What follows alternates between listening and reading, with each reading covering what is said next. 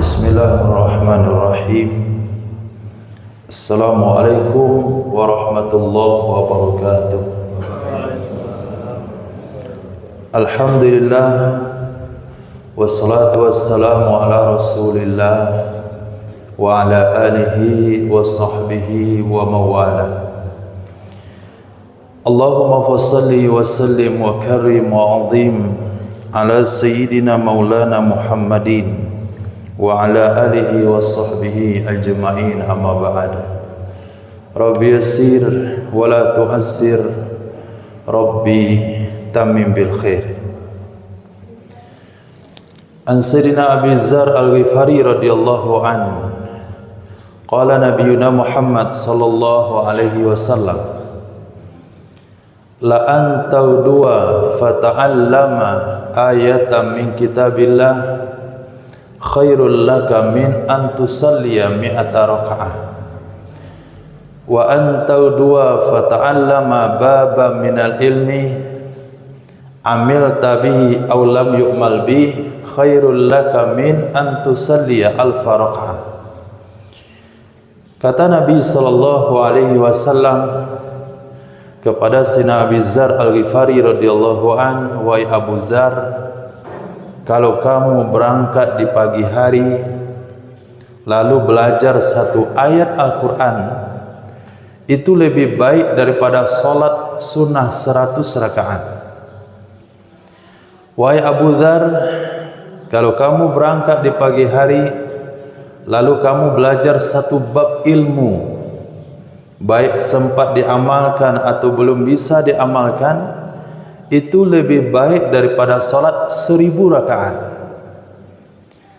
Tarawih kita lakukan 8 rakaat. Kalau 10 hari baru 80 rakaat. Itu 10 hari solat tarawih, itu belum bisa menggantikan belajar ilmu di pagi hari. Belum bisa menggantikannya. Kalau kita solat tarawih 1 bulan, itu dengan 3 hari belajar di pagi hari tentang agama, itu sudah tertutupi semuanya. Apalagi kalau sempat kita belajar 1 bab, itu sama nilainya dengan 1000 rakaat solat sunat. Jamaah muliakan Allah subhanahu wa ta'ala, itu sebabnya kenapa yang hadir pada majelis pagi hari ini hanya beberapa orang saja. Yang kedua, jamaah muliakan Allah subhanahu wa ta'ala, Nabi SAW bersabda, man salaka tariqan yaltamisu fihi ilman sahalallahu lahu tariqan ilal jannah. Orang yang berangkat belajar ilmu, Allah akan berikan kemudahan menuju jalan surga. Apa yang mau kita bahas pada pagi hari ini, semoga Allah tetapkan taufik dan hidayah dalam hati kita, amin ya rabbal alamin. Yaitu tentang perkara yang pertama sekali yang akan ditanyakan kepada kita oleh Allah di akhirat kelak, yaitu perkara solat. Baginda Nabi sallallahu alaihi wasallam bersabda, awwalu ma yuhasabu bihil abdu yaumal qiyamah as-salat. Pertama sekali yang akan dipertanyakan kepada seorang hamba pada hari kiamat tentang ibadah solatnya. Idza salahat salaha sairu amalih, apabila solatnya bagus, dianggap baguslah amal-amal yang lainnya. Wa idza fasadat fasada sairu amali, apabila solatnya rusak maka dianggap rusak amal ibadah yang lain. Solat juga penentu dalam kehidupan kita. Dalam sebuah riwayat dikatakan, apabila seseorang berwuduk secara sempurna, solat secara sempurna, tertunai rukun dan syaratnya, sempurna tumakninahnya, maka solat akan naik ke langit berbentuk cahaya putih. Kemudian solat akan mendoakan orang tersebut, Allahumma hafiztahu kama hafiztani, hafizakallah kama hafiztani. semoga kamu dijaga Allah sebagaimana kamu menjaga saya. Salat itu sendiri yang mendoakan kita. Maka dengan doa salat tersebut, terjagalah makanan kita, terjagalah minuman kita, terjaga mata kita, terjaga harta benda kita, terjaga keluarga kita, terjaga di dunia, terjaga di akhirat dari semua bala bahaya. Tapi apabila salat yang dilakukan tersebut tidak sesuai dengan apa yang dikehendaki oleh Allah dan Rasulnya, tidak sempurna rukuk dan sujudnya, tidak ada tumak ninahnya, banyak perkara-perkara yang dianggap tidak membatalkan tapi membatalkan salat sesungguhnya, maka salat itu akan naik ke atas seperti cahaya gelap. Kemudian salat itu akan mendoakan orang tersebut, dayya'akallah kama dayya'tani, semoga engkau disia-siakan hidupmu oleh Allah sebagaimana kamu telah menyia-nyiakan aku. Maka salat itu dilemparkan ke orang tersebut seperti kita melemparkan kain buruk. Dengan perasaan tidak senang dan perasaan jijik kita buang pakaian tersebut. Begitulah ibadah salat kalau sekiranya tidak sempurna kita lakukan. Akhirnya hidup kita sia-sia. Banyak waktu yang terbuang tapi tidak banyak yang didapatkan. Panjang usia dilewati tapi tidak banyak amal ibadah dikumpulkan. Banyak harta didapatkan tapi bukan kepada perkara positif, banyak kepada perkara negatif. Asbab apa? Asbab doa dari ibadah salat yang kita lakukan. Bapak Ibu jamaah subuh yang dimuliakan Allah Subhanahu wa taala, kalau dikatakan salat itu bukan hanya sebatas gerakan, bermula dari seseorang ketika ada di WC, bermula ketika seseorang ada di tempat wudhu. Oh, kita lihat di masjid, Masya Allah, solatnya bagus sekali, rukuknya lama, sujudnya lama, gerakannya pas. Bisa saja solatnya betul, tapi bagaimana kondisi dia di WC? Bagaimana kondisi dia berwudu? Bagaimana kondisi kesucian air yang dia pakai, air yang dia gunakan? Kadangkala Bapak Ibu melakukan Allah Subhanahu wa taala, kita menganggap perkara itu mudah dan enteng, tapi itu adalah perkara yang berat. Sebagaimana diriwayatkan dalam sebuah hadis, marra Rasulullah sallallahu alaihi wasallam ala qabrain, Nabi melewati dua buah kuburan. Lalu Nabi sallallahu alaihi wasallam bersabda, sahiba hadzal qabraini yu'adzaban, penghuni dua kubur ini sedang disiksa. Wa ma yu'adzabani fi kabir, kedua-duanya disiksa bukan perkara yang berat, tapi perkara yang mudah untuk ditinggalkan. Bukan perkara yang berat menurut pandangannya, tapi berat menurut pandangan Allah Subhanahu wa taala. Yang pertama, yamshi bin namimah, dia menyebarkan fitnah. Yang kedua, tidak hati-hati ketika buang air kecil. Akhirnya Nabi SAW mengambil satu pelepah kurma yang masih basah. Lalu Nabi potong dua dan Nabi tancapkan di atas kubur tersebut. Ketika ditancapkan, apa kata Nabi SAW? Tasbih dari pelepah kurma ini selagi dia masih basah, ini meringankan azab dari penghuni kubur tersebut. Nah, sebelum kita lanjutkan materinya, mumpung menyinggung dalam masalah ini, maka kalau kita datang ke kuburan orang tua, menunjukkan bahasanya kasih sayang, dicabut semua rumput-rumputnya lalu diganti dengan kerikil, itu bukan kasih sayang namanya. Itu membuat orang tua menderita.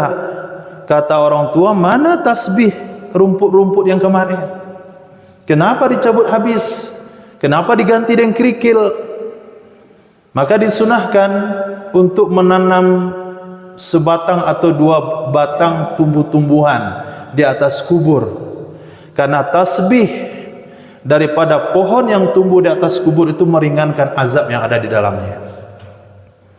Nah, begitu juga pemahaman ahlus jamaah daripada ahlus sunnah wal jamaah, kalaulah zikir pohon mampu meringankan azab orang yang ada dalam kubur, bagaimana kira-kira kalau zikirnya manusia? Tentu lebih meringankan lagi.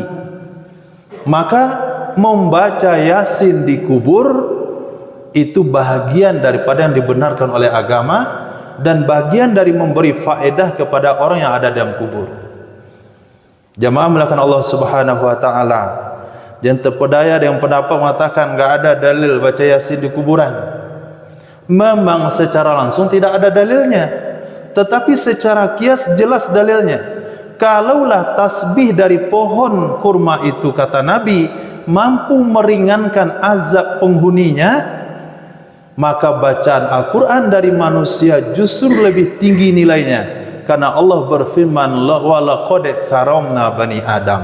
Kami memuliakan manusia dari segala-galanya, termasuk daripada pelepah kurma. Sementara yang kita baca adalah Al-Quran. Al-Quran adalah zikir tertinggi. Afdalu, sebaik-baik sesuatu yang seseorang mendekatkan diri kepada Allah Subhanahu wa taala adalah sesuatu yang datang dari Allah itu sendiri, yaitu Al-Quranul Karim. Maka dari ujung hadis tersebut ulama Ahlus Sunnah mengatakan membaca Quran, bertahlil, baca Yasin, mentalkinkan jenazah di kubur itu memberikan faedah kepada penghuni kuburnya. Kita tinggalkan ulasan tersebut, kembali kepada materi pertama, bahasanya Nabi mengatakan satu orang ini disiksa karena tidak berhati-hati, tidak hati-hati dalam buang air kecil. Bisa saja solatnya bagus, tapi di dalam buang air kecilnya tidak hati-hati. Di mana salah satu bentuk keteledoran kita dalam menjaga kebersihan, di antaranya ketika klosetnya lebih tinggi daripada embernya. Kita temukan kadang-kadang sebagian WC masjid yang membuat memang masjid, tapi mereka buat tidak pernah berkomunikasi dengan ulama. Apakah WC ini ikut standar agama, ikut standar syariat atau tidak? Akhirnya klosetnya tinggi, embernya rendah. Apa yang terjadi? Ketika dia buang air kecil, percikan airnya masuk ke dalam ember, maka embernya menjadi air bernajis. Setelah airnya bernajis dipakai untuk bersuci, akhirnya bersucinya tidak bersih. Nah, ketika bersucinya tidak bersih, berarti solatnya tidak sah, walaupun gerakannya bagus, walaupun bacaannya bagus. Atau dalam sisi yang lain, klosetnya terlalu dekat dengan dinding WC-nya. Kloset terlalu dekat dengan dinding WC, pinggir bagian belakang. Mungkin dibuat 3 jari. Sebagian orang mungkin cocok, tapi untuk sebagian orang tidak bagus. Misalnya, ketika dia selesai buang air kecil, ketika dia mau berdiri, tersentuhlah pinggul bagian belakang dengan dinding WC.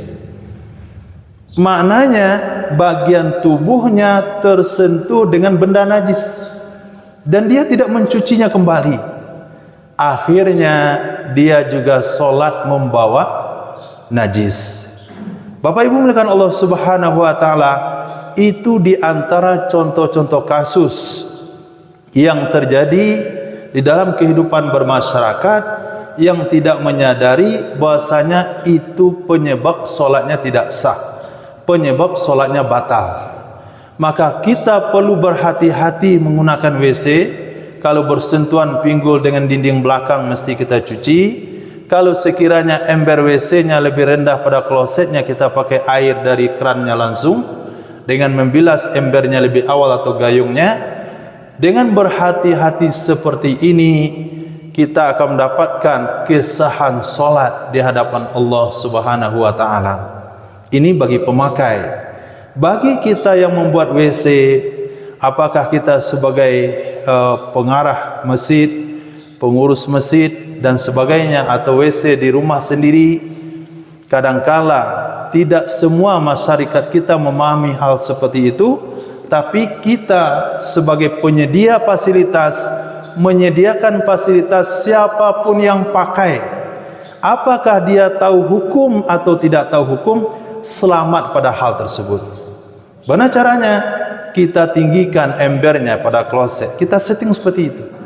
Kita jauhkan kloset pada dinding WC-nya, sehingga orang yang tidak mengerti agama sekalipun, dia tidak akan terbabit, dia tidak akan terlibat kepada perkara yang menghilangkan kesuciannya. Bapak Ibu muliakan Allah Subhanahu wa taala.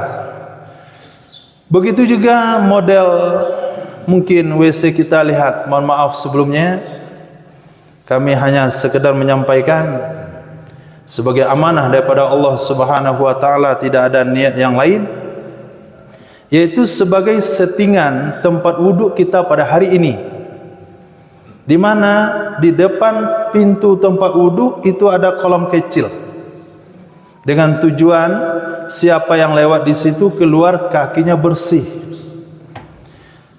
Mohon maaf sebelumnya, bersih dan suci itu sangat jauh berbeda. Seseorang yang baru saja gali kubur itu badannya kotor dengan tanah, tapi dia suci. Seseorang yang berlumuran dengan arang pembakaran kayu, badannya kotor, tapi dia suci, sah untuk sholat. Dan sebahagian mungkin suci, bersih, tapi belum tentu suci. Memang kita tidak pastikan setiap orang yang keluar dari tempat wudhu itu kakinya bernajis. Tapi yang menggunakan tempat wudhu kita itu kan bukan semuanya orang laki-laki yang balik, bukan semuanya ibu-ibu yang balik. Di antaranya ada anak-anak kita yang buang air kecil di situ. Nah, mungkin ketika keluar dari WC dia belum pasti mensucikan kakinya. Keluarlah dia dari WC, lalu dia berwudu. Setelah berwudu, lalu dia celupkan kakinya ke kolam kecil itu. Ketika dicelupkan, maka air di kolam itu bernajis. Nah, ketika airnya bernajis, nanti bapaknya datang, betul dari WC kakinya bersih, tapi ketika dia keluar dari tempat wudu, kakinya bernajis kembali, karena bercampur dengan air yang sudah kena najis oleh anaknya sebelumnya. Bapak Ibu muliakan Allah Subhanahu wa taala, ini settingan tempat wudu yang memang betul menjaga kebersihan, tapi belum maksimal mempertimbangkan kesucian. Kenapa? Karena air di batas kurang 2 kulah itu kalau kena najis dia akan bernajis. Siapa saja yang tersentuh dengannya maka akan terkena najis.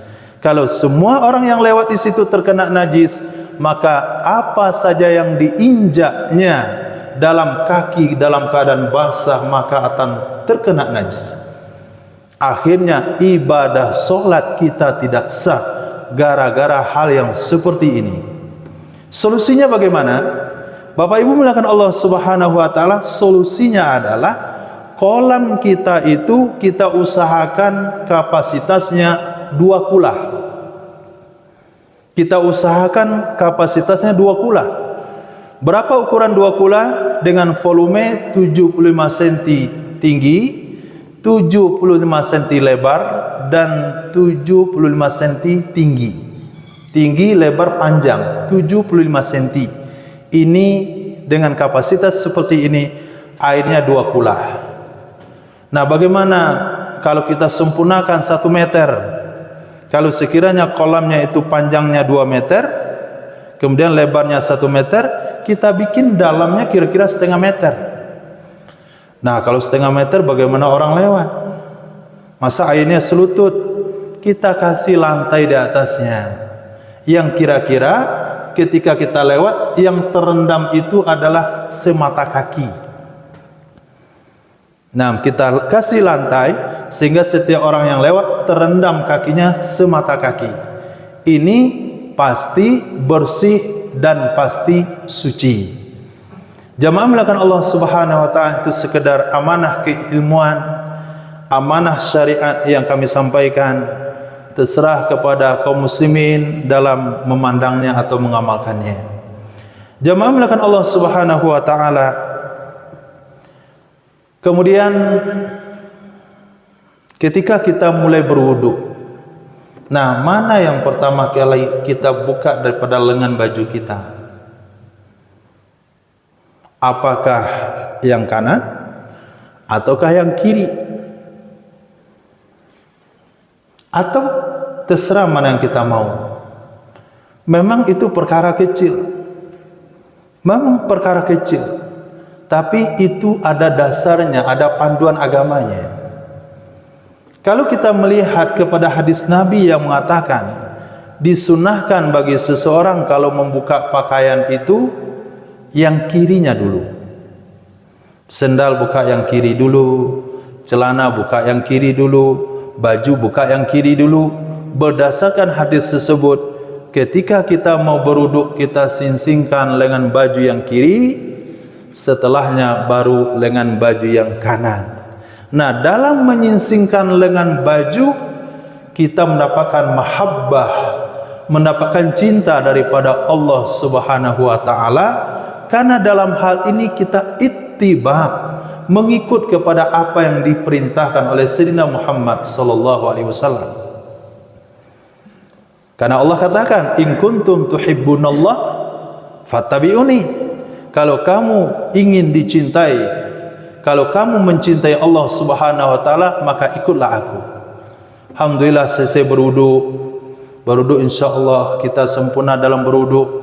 Selesai berwudu, kita turunkan lengan baju yang kanan, kemudian baru lengan baju yang kiri.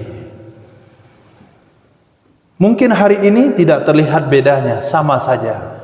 Tapi di akhirat kelak, di pandangan Allah, di pandangan Sayyidina Muhammad sallallahu alaihi wasallam, itu sangat berbeda sekali.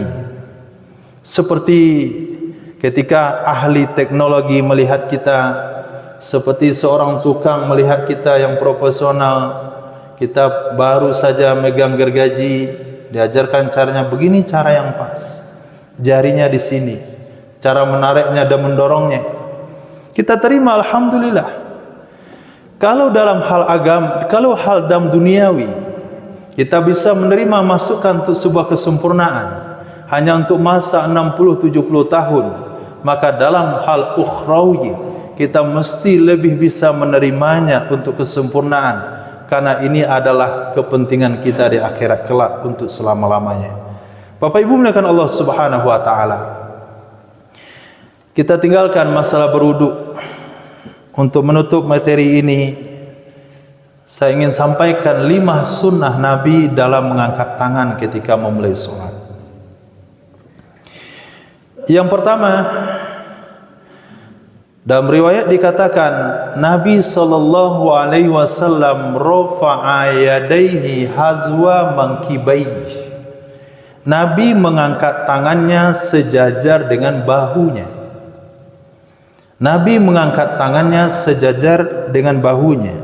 Itu hadis yang diriwayatkan dalam Sahih Muslim. Kemudian juga ada riwayat mengatakan Nabi sallallahu alaihi wasallam mengangkat tangannya hiyala udhunai bihiyali mankibai wa haza bi ibhamai udhunai thumma kabbara. Nabi mengangkat dua tangannya sejajar dengan dua bahunya dan ibu jarinya sejajar dengan telinganya. Itu hadis yang kedua. Hadis yang ketiga mengatakan bahasanya Nabi sallallahu alaihi wasallam yarfa'u ibhamaihi fi shalah ila syahmati udhunai. Nabi mengangkat dua jempolnya di dalam solat sejajar dengan yang lunak daripada dua telinganya. 3 hadis. Hadis berikutnya menyatakan bahasanya Nabi sallallahu alaihi wasallam mengangkat kedua tangannya sejajar dengan a'ala udhunai, yang paling atas daripada dua telinganya. Kemudian hadis yang kelima mengatakan bahasanya Nabi sallallahu alaihi wasallam itu mengangkat tangannya sampai kepada batas yang tidak bisa lagi diangkat. Ada 5 hadis. Kalau kita pahami dengan kemampuan kita, maka kita akan pakai satu-satu saja. Ya, mengangkat tangan sejajar bahu, salat begini. Allahu Akbar. Lalu pakai hadis yang lain mengangkat tangan sejajar jempol sejajar dan telinga, kita praktekkan Allahu Akbar. Kemudian kita dengar satu hadis lagi, Nabi mengangkat tangan sejajar jempol sejajar dengan bagian lunak telinga, Allahu Akbar. Jadi kemampuan kita untuk memahami hadis tersebut tidak mampu. Kita tidak punya kemampuan untuk memahaminya. Kita kembalikan kepada ahlinya, yaitu ulama mazhab. Apa kata ulama mazhab? Kelima-lima hadis itu bisa diamalkan dalam satu waktu. Karena menurut ilmu mustalahul hadis, apabila ada 2 hadis bertolak belakang, maka kita tidak boleh menyimpulkan ambil satu buang yang lain. Tapi metode pertama adalah jam'u bainad dalilain, berusaha bagaimana mengumpulkan dua dalil tersebut. Alhamdulillah Imam Syafi'i rahimahullah ta'ala dengan kecerdasan beliau bisa menerapkan bagaimana 5 hadis itu teramalkan dalam satu waktu. Mengangkat 2 tangan sejajar bahu maksudnya adalah lebar. Itu ukuran lebar, kiri dan kanan, sejajar bahu lebarnya. Ukuran tinggi seperti Roy katakan tadi, jempol sejajar dengan yang lunak dengan telinga. Kemudian telunjuk sejajar dengan yang atas dari bagian telinga. Kemudian yang ke belakangnya itu sampai nggak bisa ditarik lagi ke belakang. Sudah batas habis gitu, nggak bisa lagi tarik, dah habis. Sehingga kalau kita tarik tangan ke belakang, maka kepala akan menunduk ke bawah untuk menyampaikan jempol dengan yang lunak, telunjuk dengan yang atas. Dan kita pastikan semua dalam pergerakan solat itu semuanya menghadap kiblat. Tapi kalau angkatnya begini, bisa begini. Allahu Akbar. Ini tidak menghadap kiblat. Yang diminta adalah menghadap kiblat dalam segala hal. Jadi telapak tangan menghadap kiblat, jari jemari tunduk ke kiblat. Kemudian kita usahakan jempol menyentuh yang lunak. Kalau nggak bisa tarik lagi. Kalau nggak bisa ditarik, kepala ditundukkan. Maka beginilah posisi yang bisa dihasilkan dalam ibadah salat tersebut. Bapak Ibu muliakan Allah Subhanahu wa taala.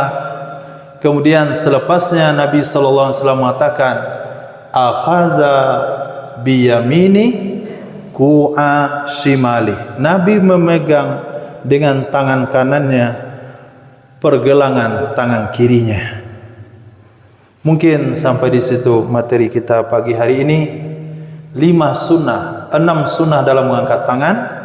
Pertama, kita angkat jempol menyentuh bagian yang lunak telinga. Kemudian telunjuk menyentuh bagian atas telinga. Kemudian maksimal ke belakang dengan posisi telapak tangan menghadap kiblat, tarik ke belakang semaksimal mungkin sampai kita menundukkan kepala. Kemudian memegang tangan kanan dengan pergelangan tangan kiri. Tangan kanan memegang pergelangan tangan kiri. Inilah salah satu bahagian dari hadis Nabi, "Sallu kama ra'aitumuni usolli." Salatlah kalian sebagaimana kalian mengetahui aku salat. Bapak Ibu muliakan Allah Subhanahu wa taala. Mungkin kalau ada pertanyaan dipersilakan. Insyaallah materi kita lanjutkan besok pagi. Bapak Ibu jika ada pertanyaan dengan yang disampaikan materi pada hari ini, silakan.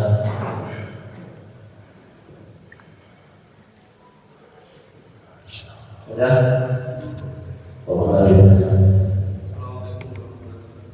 Waalaikumsalam warahmatullahi wabarakatuh.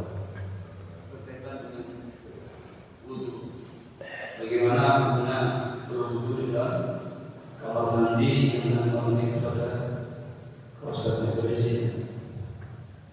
Yang kedua, mengenai kajian awal daripada subuh yang lalu, bahwasanya dia mengatakan pada hadis Nabi, barang siapa yang sholat isya berjamaah, maka seolah ia telah melakukan sholat sunnah separuh malam. Dan barang siapa melakukan sholat subuh berjamaah, maka seolah ia telah melakukan sholat sepanjang malam. Tapi ada hadis lain yang mengatakan membuka itu, seandainya kalian mengetahui pahala isya dan subuh berjamaah, maka kalian akan mendatanginya walaupun terus berangkat. Pertanyaannya adalah, ada rahasia apa di waktu dua sholat ini selain daripada hadis yang tentang sebelum itu? Mohon penjelasan. Terima kasih, jazakumullah khair. Bagaimana hukum berwudu di WC? Dalam sebuah hadis dinyatakan bahasanya penyebab sesuatu yang disebabkan kalau kita berwudu di WC adalah waswas. Waswas itu apa? Waswas itu ada dalam hal ibadah. Waswas ada dalam hal keimanan.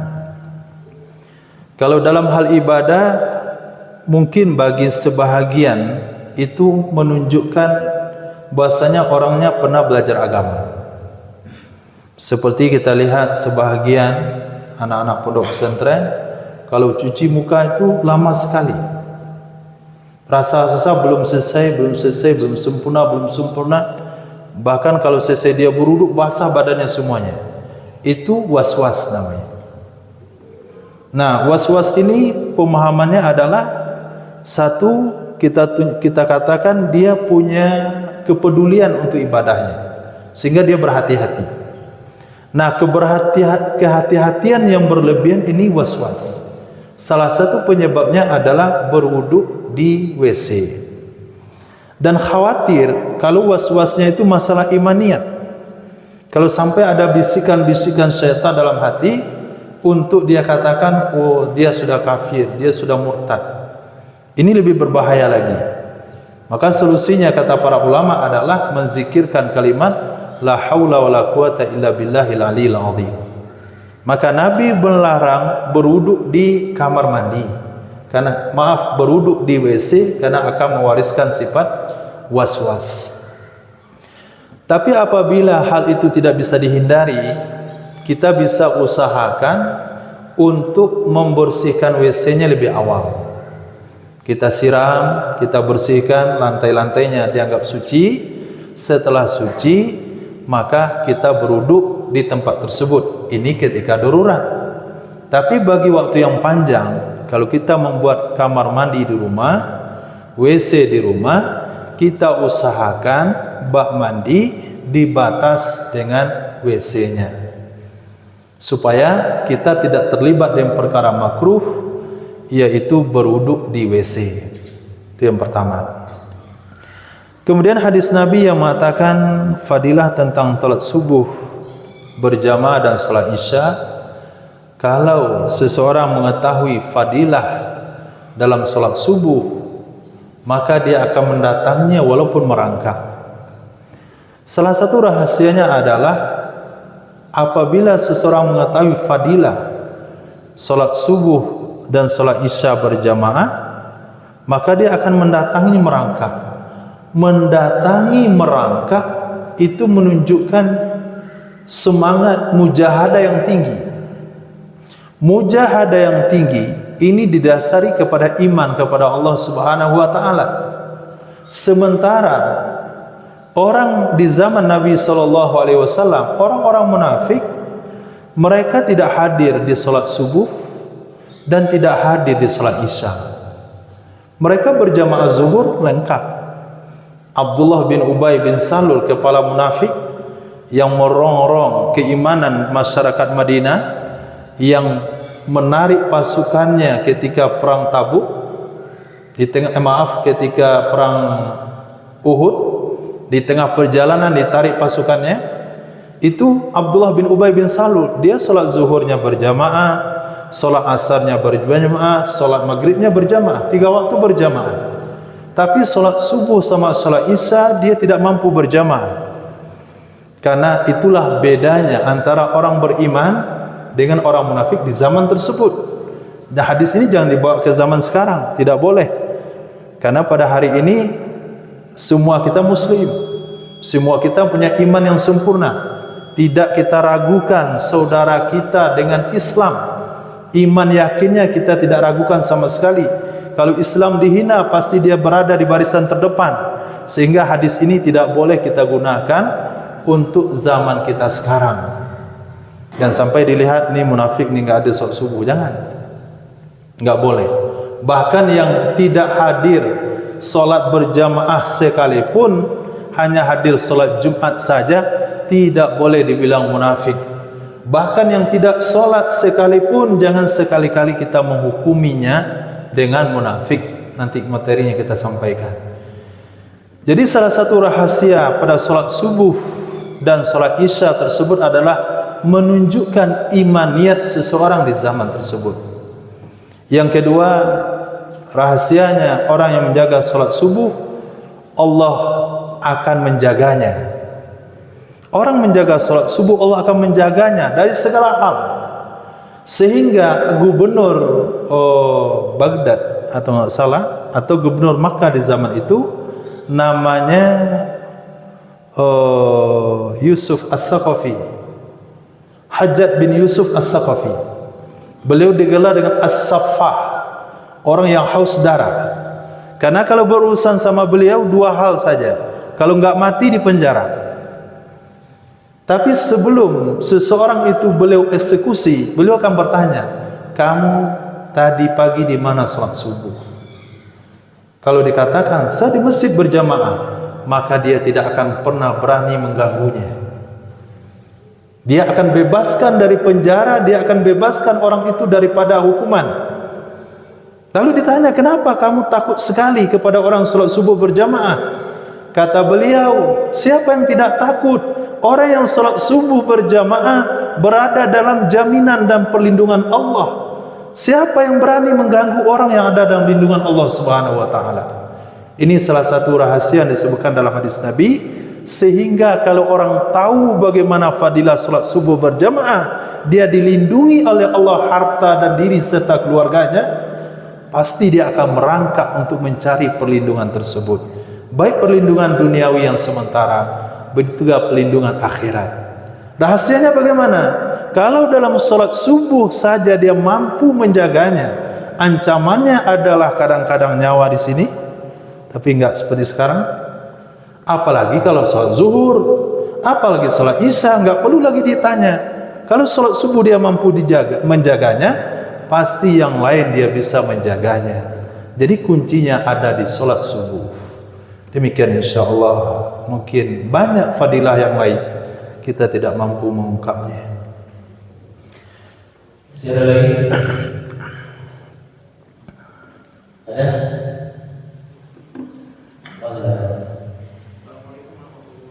Waalaikumsalam warahmatullahi wabarakatuh. Berkaitan dengan wudhu tadi yang disebutkan oleh Ustaz adalah hari pulang. Perkembangannya tadi adalah 75 ya Ustaz. Iya. Di beberapa ilmu yang pernah saya dapat itu saya pernah mendengar standarisasinya itu adalah air dengan 161 atau 170 liter.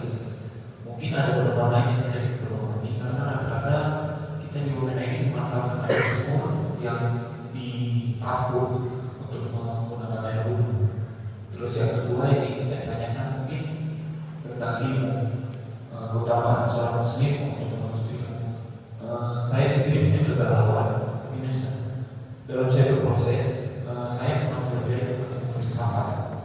Nah di dalam ilmu filsafat ini dia mempertanyakan tentang eksistensi dari Allah itu sendiri.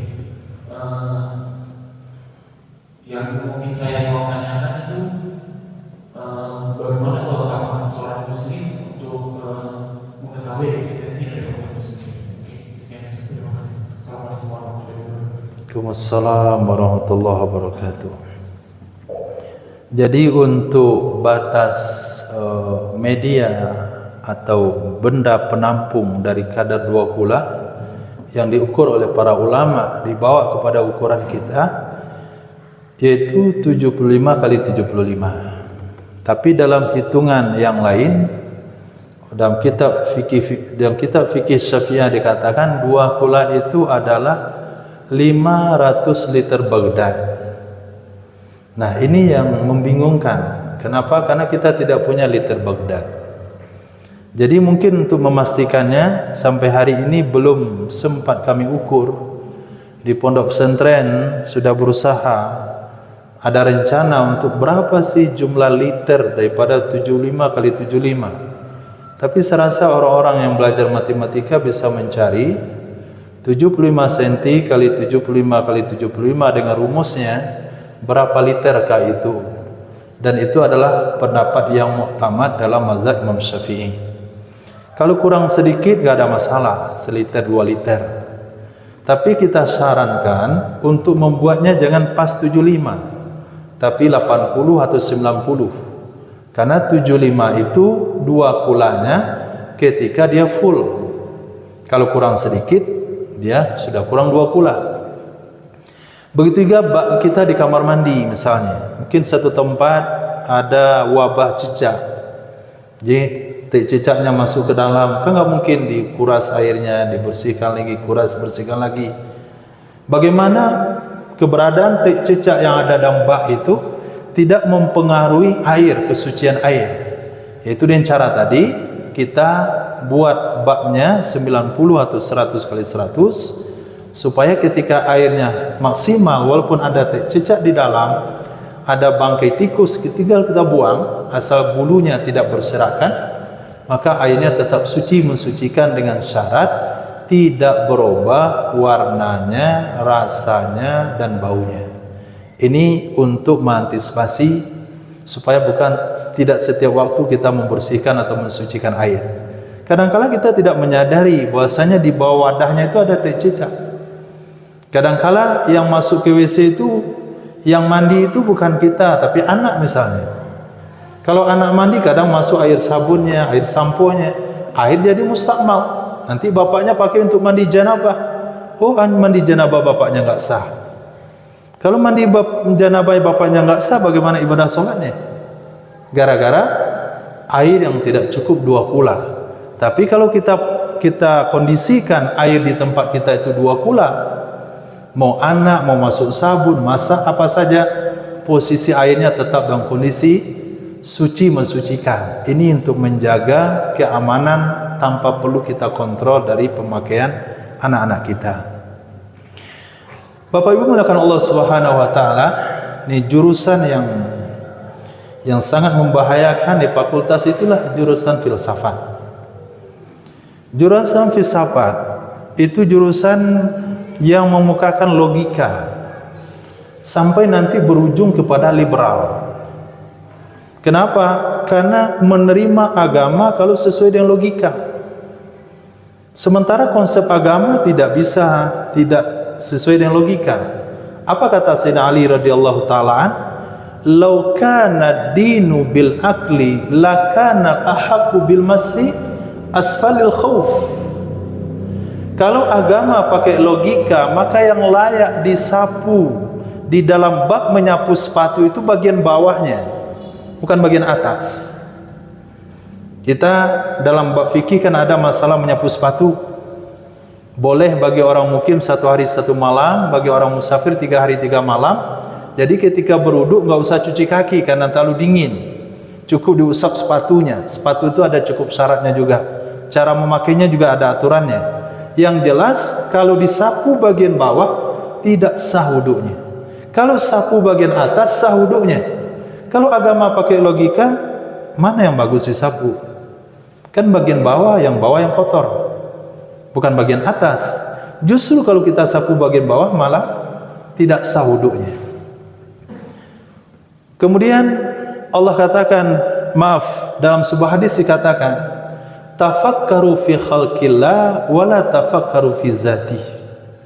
Berfikirlah kamu tentang ciptaan Allah, jangan berfikir tentang Allah. Berfikir tentang ciptaan Allah, jangan berfikir tentang Allah Subhanahu wa taala. Karena Allah Subhanahu wa taala tidak masuk dalam logika, tidak bisa dipikirkan. Maka Allah katakan dalam Al-Quran, wa fi anfusikum afala tubsirun, di dalam diri kalian apakah kalian tidak bisa melihat keagungan Allah? Di dalam diri kalian apakah tidak melihat kekuasaan Allah Subhanahu wa taala? Katakanlah kita mengantuk sekali. Coba tahan tidak mengantuk. Susah. Tidak bisa. Nah, kalau kita tidur, siapa yang menjaga diri kita? Kita tidur terlelap, antara tidur dengan bangun siapa yang menjaga? Siapa yang menjaga semut masuk dalam telinga? Siapa yang menjaga semut masuk dalam hidung? Siapa menjaga dikencingin kucing ketika tidur? Siapa yang menjaga kita dari serangga? Berarti kita sendiri pun tidak mampu menjaga diri kita sendiri. Nah, lalu begitulah Allah Subhanahu wa taala ketika Nabi Musa alaihissalam, wahai Allah, Nabi Musa akan digelar kalimullah, bagaimana engkau menjaga alam semesta ini wahai Allah? Allah katakan kepada Nabi Musa untuk meletakkan kendi air di atas kepalanya. Dipegang terus, dijaga, terlelap, jatuh kendi airnya pecah. Nah, begitu saya menjaga alam dunia ini. Wallahu alladzi la ilaha illa Allahu la ilaha illa huwal hayyul qayyum la ta'khudhuhu sinatun wala naum. Allah tidak pernah dipengaruhi oleh ngantuk dan tidur. Kemudian Allah Subhanahu wa taala juga memperlihatkan kepada kita, mempertanyakan kepada kita, apakah kamu tidak melihat langit? Allah mengangkatnya bi ghairi amadin tarawnaha, tanpa ada tiang yang menyanggahnya. Kemudian apakah kamu tidak melihat kepada onta bagaimana diciptakan? Afala yanzuruna ilal ibili kaifa khuliqat? Apakah kalian tidak memperhatikan kepada onta bagaimana diciptakan? Bagaimana onta? 1 bulan cukup minum sekali. Dan ketika sahabat kehausan dalam sebuah medan perang, sahabat akan sembelih onta tersebut, makan dagingnya, minum kantong penyimpanan air yang ada di dalamnya. Teknologi mana yang pada hari ini yang bahan bakarnya cukup diisi 1 bulan, dipakai sepanjang hari? Tidak ada. Wa ilas sama'i kaifa rufi'at, kepada langit bagaimana diangkat. Wa ilal jibali kaifa nusibat, kepada gunung-gunung bagaimana ditancapkan. Wa ilal ardi kaifa sutihat, kepada bumi bagaimana dihamparkan. Sekarang abang hamparkan itu selendang yang ada di kepala, enggak bisa, perlu ada tempat untuk menghamparkannya. Lalu bagaimana Allah menghamparkan bumi yang luas ini? Nah, kalau mau mengenal Allah Subhanahu wa taala, kata Nabi, lihatlah ciptaan Allah, dan Allah memperkenalkan dirinya kepada kita dalam Al-Quran untuk melihat kepada keagungan Allah Subhanahu wa taala. Tapi kalau mau berfikir tentang Allah itu sendiri, kita tidak akan mampu memikirkannya. Karena itulah kekuasaan Allah Subhanahu wa taala. Bahkan ketika bertanya tentang ayat summastawa 'alal 'arsy, Allah bersemayam di atas aras, itu pun tidak boleh dipertanyakan dalam agama. Kata Imam Malik rahimahullahu taala, wahai Imam, apa maksudnya sumastawa 'alal 'arsy? Allah beristiwa di atas aras. Imam Malik katakan, istiwa maklum, tahu orang makna istiwa. Wa kaifiyatuhu majhul, tapi bagaimana caranya tidak ada yang tahu. Wa su'alu anhu bid'ah. Bertanya tentang makna ayat itu bid'ah. Itu betul-betul bid'ah sayyi'ah, karena akan merusak keimanan seseorang. Kenapa kita tidak mampu menjelaskannya? Para sahabat, tidak ada satu hadis pun dari sahabat yang bertanya tentang makna ayat summastawa 'alal 'arsy. Demikian insyaallah mungkin bisa dipahami. Baik,